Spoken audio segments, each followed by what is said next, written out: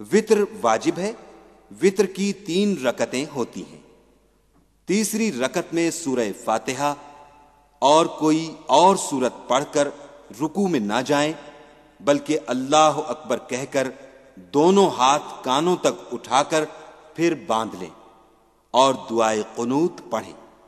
اللہم انا نستعینک ونستغفرک ونؤمن بک ونتوکل علیک ونثنی علیک الخیر ونشکرک ولا نکفرک ونخلع ونترک من یفجرک اللہم ایاک نعبد ولک نصلی ونسجد وإلیک نسعى ونحفظ ونرجو رحمتک ونخشى عذابک ان عذابک بالکفار ملحق۔ دعائے قنوت پڑھنے کے بعد طریقے کے مطابق رکوع، سجدہ اور قعدہ کر کے نماز پوری کریں۔ اکیلے نماز پڑھنے کی صورت میں آپ یہ بات ضرور یاد رکھیں کہ ہر رکعت میں کچھ دیر کھڑا ہونا، رکوع کرنا اور 2 سجدے کرنا فرض ہے۔ پہلی رکعت میں تکبیر تحریمہ کے بعد ثنا، تعوذ، تسمیہ سورہ فاتحہ سے پہلے پڑھیے۔ دوسری رکعت میں بسم اللہ آہستہ پڑھی جاتی ہے، پھر سورہ فاتحہ اور پھر کوئی سورت پڑھی جائے۔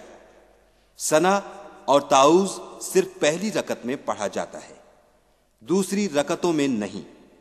دوسری رکعت میں 2 سجدے کرنے کے بعد اتحیات پڑھنے کے لیے بیٹھنا ضروری ہے۔ اس بیٹھنے کو جیسا کہ بیان کیا جا چکا ہے قعدہ کہتے ہیں۔ 3 یا 4 رکعت والی نماز میں 2 قعدے ہوتے ہیں۔ قعدہ اولا جو بیچ میں ہوتا ہے، یعنی 2 رکعت بعد تیسری رکعت سے پہلے۔ قعدہ اخیر جو نماز کے آخر میں ہو، یعنی جس کے بعد سلام پھیرا جائے۔ یہ بھی یاد رکھیے کہ قعدہ اخیر جس کے بعد سلام پھیرا جائے فرض ہوتا ہے۔ واجب، سنت اور نفل کی نماز کی ہر رکعت میں سورہ فاتحہ کے بعد کوئی سورت پڑھنی چاہیے۔ 3 رکعت والی فرض نماز میں تیسری رکعت میں صرف سورہ فاتحہ پڑھی جاتی ہے۔